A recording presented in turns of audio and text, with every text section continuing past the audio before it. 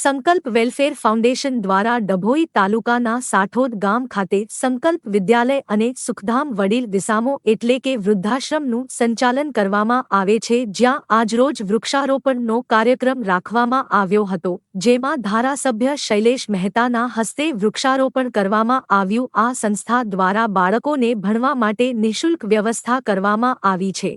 સાથે જ વૃદ્ધાશ્રમમાં વડીલો માટે નજીવો ચાર્જ ભરી રહેવા માટે સુંદર વ્યવસ્થા કરવામાં આવી છે।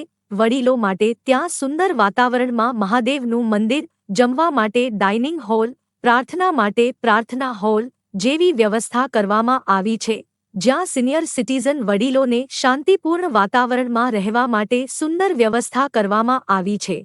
આજરોજ આ સંસ્થા દ્વારા સાઠોદ ગામ ખાતે વૃક્ષારોપણનો કાર્યક્રમ રાખવામાં આવ્યો હતો, જે કાર્યક્રમમાં ડભોઈના ધારાસભ્ય શૈલેષભાઈ મહેતા આમંત્રણ આપવામાં આવ્યું। આ કાર્યક્રમમાં હાજર રહી ધારાસભ્ય એ વૃદ્ધાશ્રમના વડીલો સાથે સમય પસાર કરી વડીલો સાથે ચર્ચા કરી હતી, સાથે તેઓના હસ્તે વૃક્ષારોપણ કરી કાર્યક્રમમાં સહભાગી થયા હતા।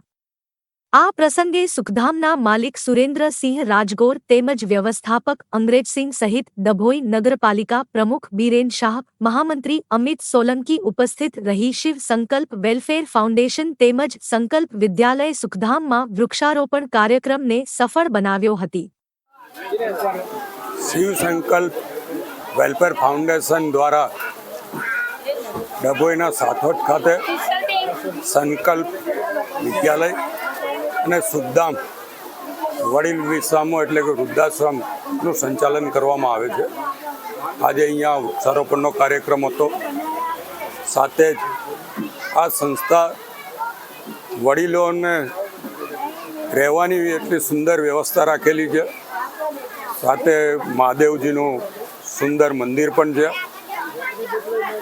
પ્રાર્થના હોલ, પ્રાથમિક શાળા, જમવા માટેના ડાઇનિંગ હોલ અને ખૂબ જ નોમિનલ ચાર્જ લઈને અહીંયા વડીલોને રાખવામાં આવે છે અને બાળકોને પ્રાથમિક શિક્ષણ માટે વિનામૂલ્યે ભણવામાં આવે છે। એમને નાસ્તો, દૂધ બધી જ વસ્તુઓ પ્રોવાઈડ કરવામાં આવે છે।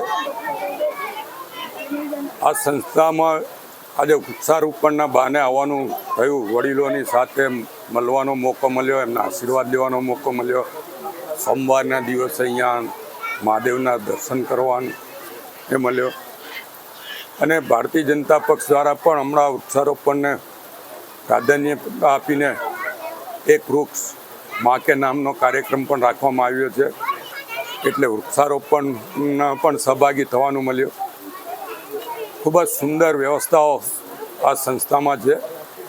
હું તો આપના મારફત ડભોઈ નગર અને તાલુકાના તમામ નાગરિકોને વિનંતી કરીશ કે એકવાર આપણે વિસ્તારમાં આવેલી આ સંસ્થાની મુલાકાત લેવી જોઈએ, કારણ સંસ્થાનું વાતાવરણ, ગ્રીનરી, ગાર્ડન આ બધું જ જોઈને અંદર પ્રવેશતા જ એક નવા જ વેવ્સ અંદરથી આવે છે અને આધ્યાત્મિક જગ્યા પર આવ્યા હોય એવો અનુભવ થાય છે।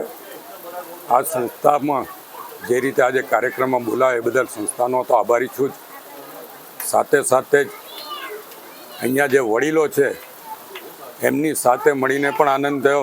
મોટે ભાગના સરકારી નોકરીમાંથી રિટાયર્ડ થયેલા છે, બધા એજ્યુકેટેડ છે અને બધા જ સારા કુટુંબમાંથી આવે છે। એવા વડીલો સાથે થોડોક સમય વિતાવવાનો મળ્યો, એને માટે પણ સંસ્થાના ડાયરેક્ટર અંગ્રેજસિંહને આભાર માનું છું અને અભિનંદન પાઠવું છું।